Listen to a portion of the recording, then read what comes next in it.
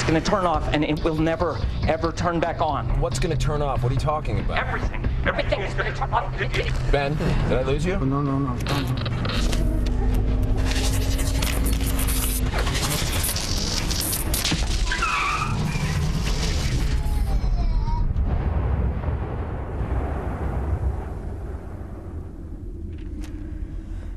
That was a scene from Revolution, a world with no power, no lights, and no way out. If that happened in real life, the country would be thrown into a complete state of chaos. This terrifying scenario is a real possibility. Would we be ready for a terror attack on our electric grid? With me, former chairman of the Federal Energy Regulatory Commission under President George Bush, Kurt Hebert, and former CIA analyst Fred Fleets. All right, I'm going to start with you, Fred. How vulnerable are we to an attack like this? I'm afraid we're very vulnerable, Judge. Many Americans think of this as just a threat from natural disasters such as Hurricane Sandy or brownouts in the summer. But there's a rising threat from terrorism, from cyber warfare, and something called electronic pulse. A 2009 Wall Street Journal article said that several countries have already penetrated the U.S. energy grid, and China and Russia have left behind software designed to disrupt it. Well, yes, and that article in the Wall Street Journal made it very clear that it's already been penetrated. So, Kurt, what do you see happening if the lights went out?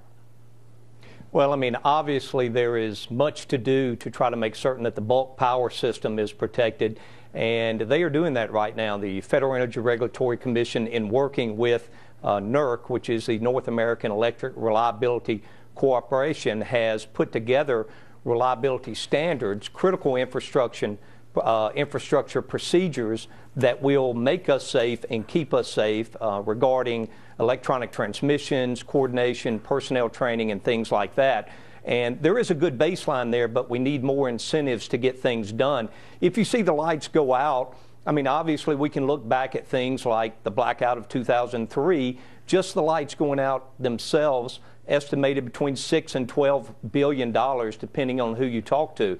That's a lot of money, not even speaking of the health situation and the safety that we get into for Americans. So we have to be very careful. Well, if the lights go out in big cities, bad things happen. Well, and also, I mean, the idea of if you're in a hospital and you're on some kind of, machine, or if the red lights go out, or if you have no heat, I mean, this could be an enormous problem. And with that article in the Wall Street Journal, Fred, I mean, what can we do about this? I mean, where are the threats coming from? Do we know? Well, a real threat right now is that the power grid is being improved by computers and linking it to the internet. This has created vulnerabilities that congressional committees have determined that we don't fully understand. And I think steps are being taken to improve the power grid to some extent. But there's been enormous criticism by Congress, especially the EMP panel, that very little has been done to shield the power grid from the effects of electromagnetic pulse, either from a terrorist attack, a nuclear weapon detonated in the atmosphere, or a solar flare that could do enormous damage to the U.S. power grid and possibly knock it out for years. What do you mean by solar flare? Well, I've been reading that. What does that mean?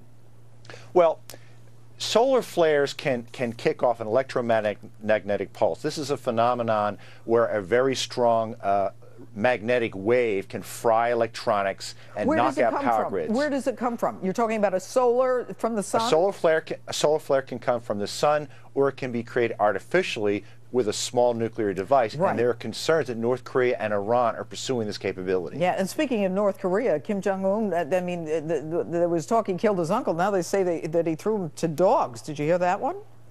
It's incredible what's going on in that country. Anyway, Kurt, let me go back. Why isn't the U.S. better prepared to deal with this kind of thing?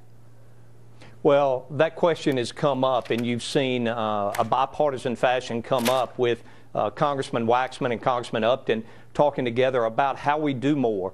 I think you're going to see the Senate speak to this in the committee coming up in the first quarter. So there's much more that needs to be done. As I said, the bulk power system, a lot has been done there, Many of the weaknesses are more in the distribution systems, and what can we do at the local Public Service Commission levels to make certain there is communication about this. Logistically, it's set up. There's a chain of command. You and I both know Judge Jeanine from Westchester right there, when I used to come up and help make safe Indian Point, the nuclear station there.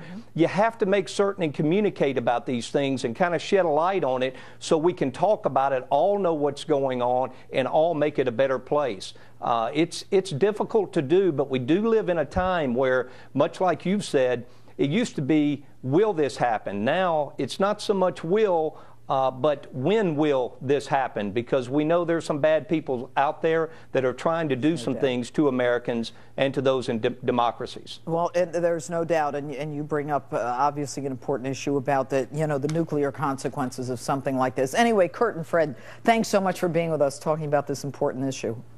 Thank you, Judge. Thank you, Judge. All right, coming up, Congressman Trey Gowdy on why he thinks the New York Times' latest Benghazi claims are nothing but hogwash. And vote in tonight's Instapoll. Has Edward Snowden done this country a great service, or is he a criminal? Facebook or tweet me at Judge Jeanine.